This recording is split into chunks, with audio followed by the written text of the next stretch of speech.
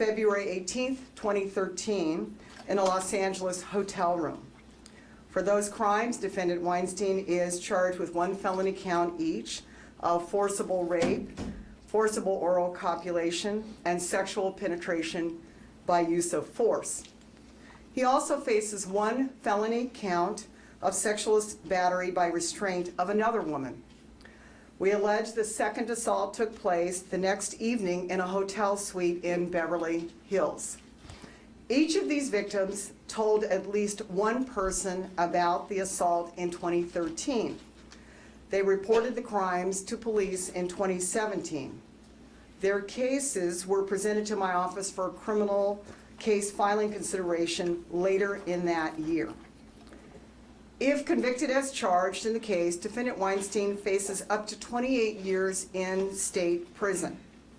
My office will ask the court to set bail at $5 million.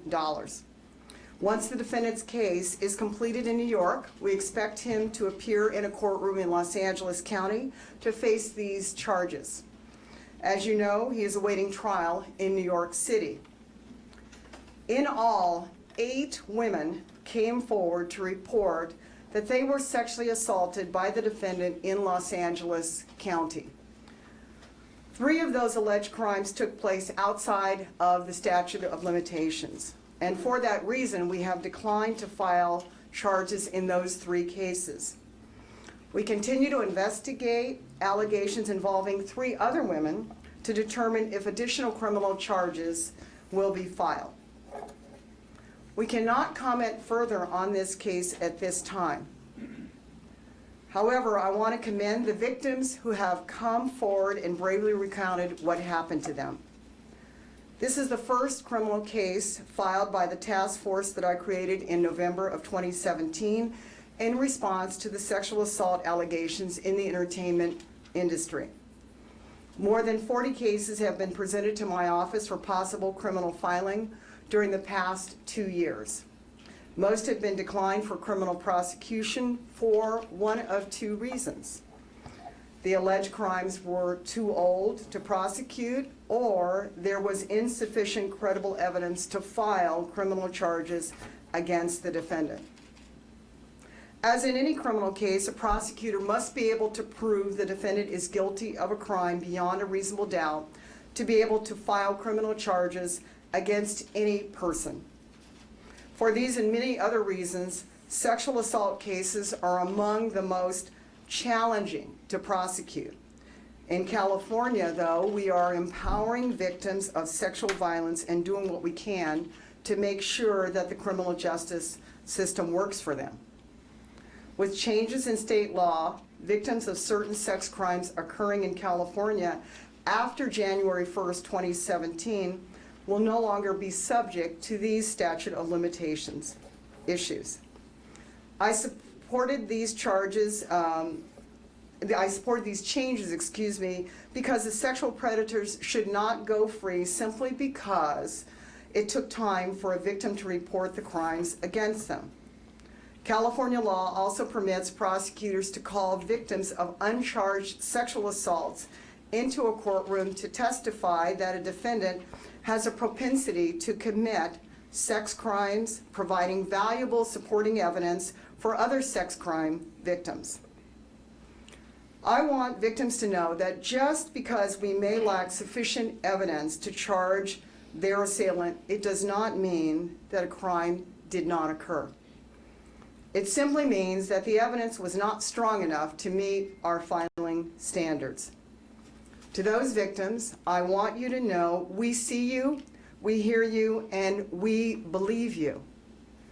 And while a criminal case may not have been filed, it is my hope that all victims of sexual violence find strength and healing as they move forward.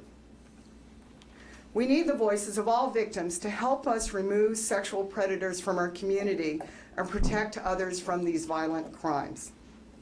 I want to thank the Deputy District Attorneys and the DAI investigators assigned to my task force for their very hard work and dedication to seeking justice. I want to thank also the Beverly Hills and Los Angeles Police Departments for their tireless work to thoroughly investigate the allegations against the defendant. Joining me today are Los Angeles Police Chief Michael Moore and Beverly Hills Police Chief Sandra Spagnoli. Now I would like to introduce Chief Moore, who will say a few words. Thank you, Jackie, and I will keep my remarks brief. In summary, I want to thank the men and women of the Robbery Homicide Division who have tirelessly worked not just this investigation, but a series of other investigations involving sexual violence in the Hollywood entertainment industry. For far too long, women and other victims have been preyed upon by primarily men who feel from their position of power that they can take advantage of women and that those women will remain silent. I want to congratulate the work of these investigators to tirelessly build cases that would allow us to open this chapter involving Mr. Weinstein today. Secondly, as DA Lacey indicated, to each of the victims who have stepped forward to the Los Angeles Police Department, this is one instance in which cases have been filed, and there are many other instances in which we've not reached that point yet. But to them, I extend a hand of support and strength and ask them to remain committed to these investigations. As investigators call, there may be additional follow-up or efforts that are made to further deepen their investigation, and we need their continued involvement. To support people, those that are friends, family members of these victims, please continue to encourage them, continue to give them the strength and the ability to withstand the types of questions and turmoil that these cases renew as far as these vicious attacks that occurred upon these women in their lives. Lastly, to victims that are out there who are yet unknown, the Los Angeles Police Department, as does the Beverly Hills Police Department, every law enforcement agency in this county stands willing and able to take your information and will aggressively pursue every lead to bring to justice those individuals who would prey upon you.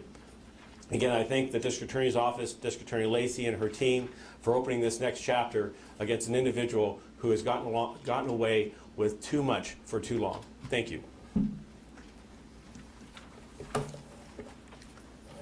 Thank you, Chief. Now, Chief Spagnoli will say a few words from she's from the Beverly Hills Police Department. So good morning. Today we stand with our partner agencies and support the victims of Harvey Weinstein, those who have come forward to report crimes to law enforcement, but also potentially, as Chief Moore said, potentially others who have not. We also know that they have been deeply affected by the horrendous crimes perpetrated by a sexual predator. I want to first start by thanking the District Attorney, Jackie Lacey herself, for establishing a task force and a single point of contact for these cases, giving us the ability as law enforcement to coordinate our investigative efforts throughout Los Angeles County. Our investigators and task force members have worked diligently on each of these cases. Since 2017, several women have come forward and reported crimes committed by Harvey Weinstein to the Beverly Hills Police Department. And I want to personally thank those women for the courage to share their stories and the trust that they have placed in us to investigate their cases. Their statements have been crucial to this investigation. I also want to thank the entire investigative team of the Beverly Hills Police Department who handled these cases with pride. Last, I encourage other victims who have not come forward, emboldened by today's news, that the law enforcement community takes these crimes seriously, and to please contact the Beverly Hills Police Department. We have committed to leaving no stone unturned, and if there is anyone who believes that they've been victimized, let us support you and know that you are not alone. Thank you.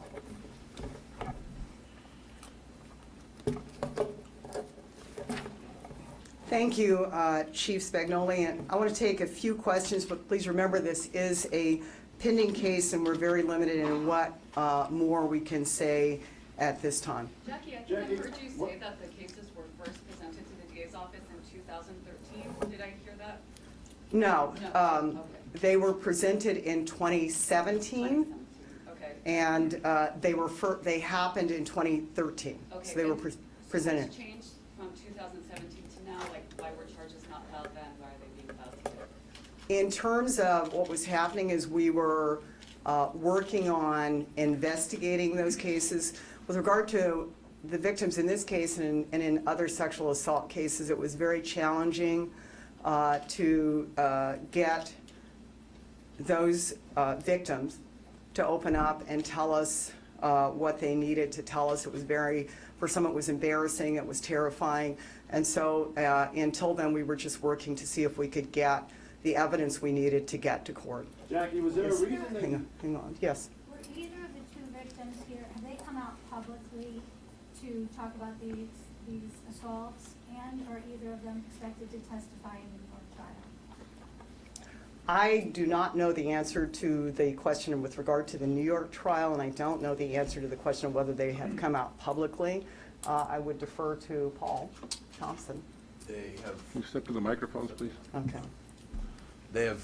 neither of them have come out publicly. One of them is expected to testify in New York. Thank you. Jackie, was there a reason that you decided to file on the day that the New York trial started?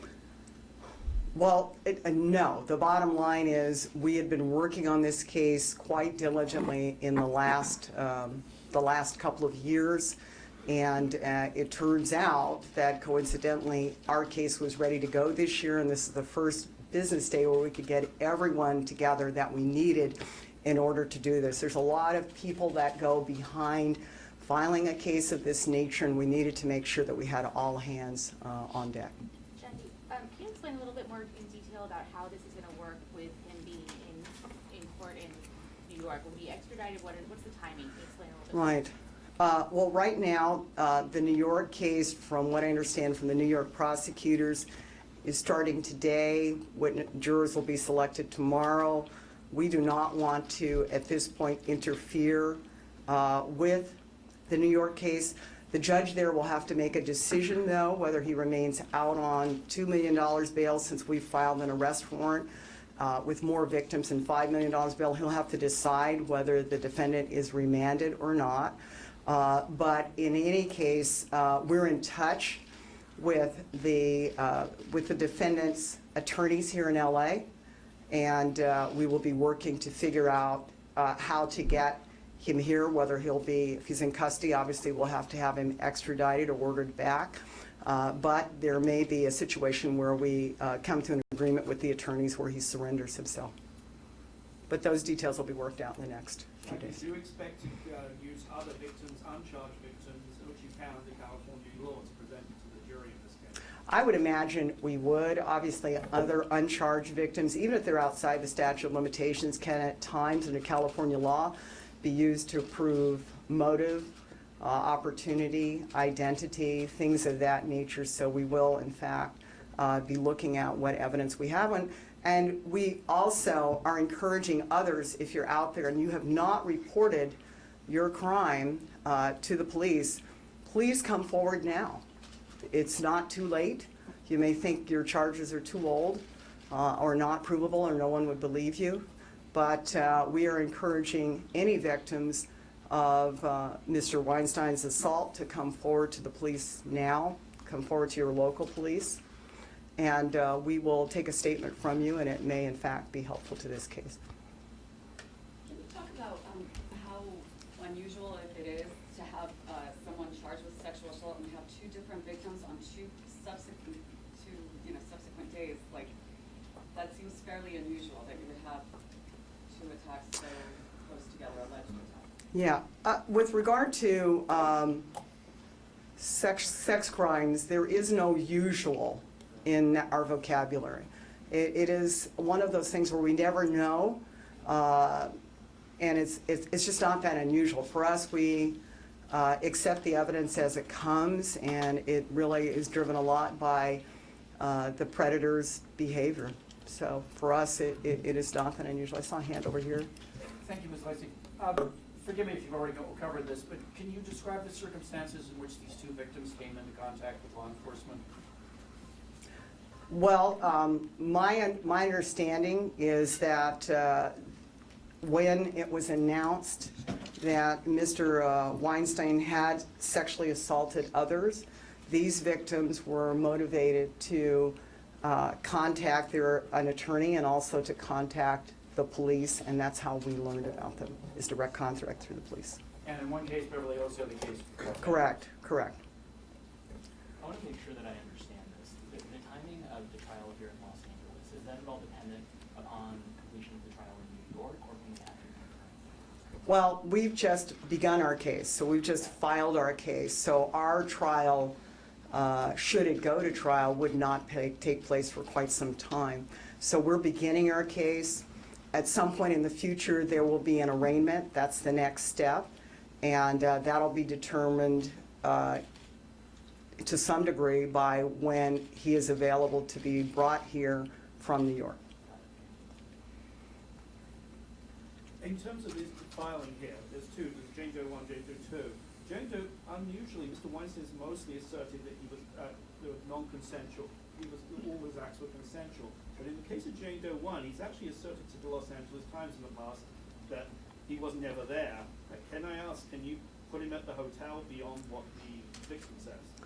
Well, I don't want to get into the specifics of the case because people have to testify under oath what they saw. But preliminarily, before you could charge any defendant with a crime like this, you would at least need to establish that he was there. One more question? All I'll right. ask if nobody else will. And again, forgive me if you already covered this, but the other cases you've been looking at, have you reached resolutions in all of them, or are there still cases where you're yet to make filing decisions? There are still cases where we're yet to make filing decisions. I believe there are 3 where we're yet to make filing decisions. Sorry, can I ask one more question? Do you know if either of these victims have civil cases against the defendant? That I am not aware of. All right. Thank you very much.